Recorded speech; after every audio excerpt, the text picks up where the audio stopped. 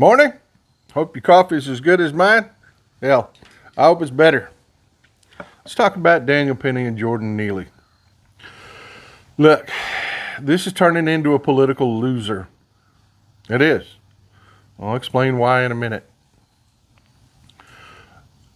Let's talk about their situation first. Okay? Why we react the way we react to this situation. Because you and I are different. When we're talking to each other, we need to remember we are different.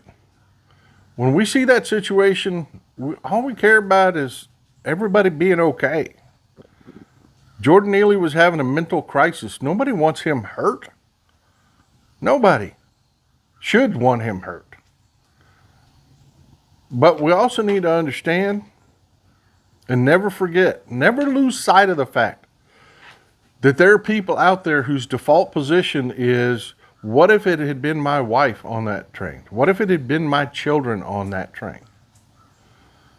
When Jordan Neely started threatening people, and he did threaten people, folks.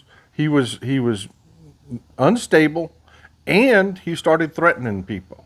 Does that mean he deserved to die? Hell no, he didn't deserve to die. And yeah, we do a really lousy job of caring for people that have mental issues in this country. It's just a damn tragedy. But you need to understand this reality when you look at this.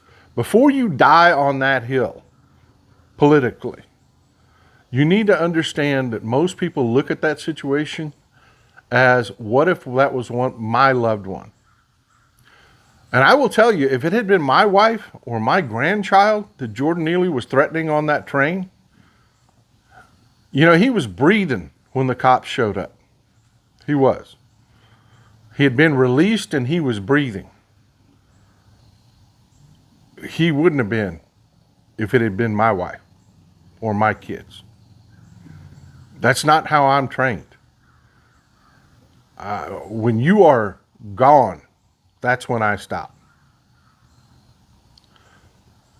Now, I don't trigger. I don't put my hands on people unnecessarily. I don't. And I think Daniel Penny was too quick to try to be a hero there. But before you judge, remember, the people around you are looking at this as though, what if it had been my wife or my grandchild or my child that Jordan Neely was threatening? Don't lose sight of that. Don't lose sight of that. Because I tell you what they're doing on the right. They're running with just that aspect. And they're painting it as though you want to put their wife and kids in danger because you're mentally ill. You care more about the threat and the people making the threats than you do about good and decent people. That's what they're spreading on the right. Don't lose sight. Remember, we're not just talking to each other who have the basic default emotion to try to make sure everybody's okay. If we stick into that zone politically, we're going to lose.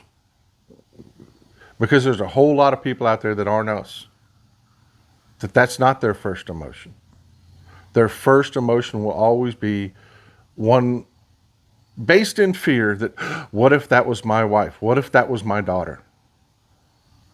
And you cannot negate the fact that, yeah, Jordan Neely threatened people. He was very unstable. He was scaring a lot of people. If you forget that,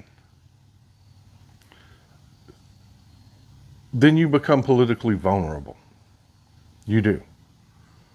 You end up with situations like Daniel Penny sitting there with Donald Trump at a football game. Yeah. Don't do that. Don't do that.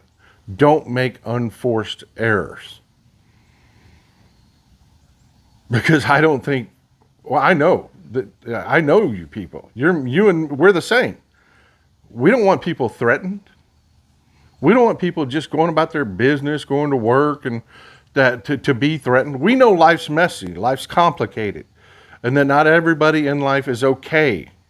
and we need to try to do our best to make sure they're okay.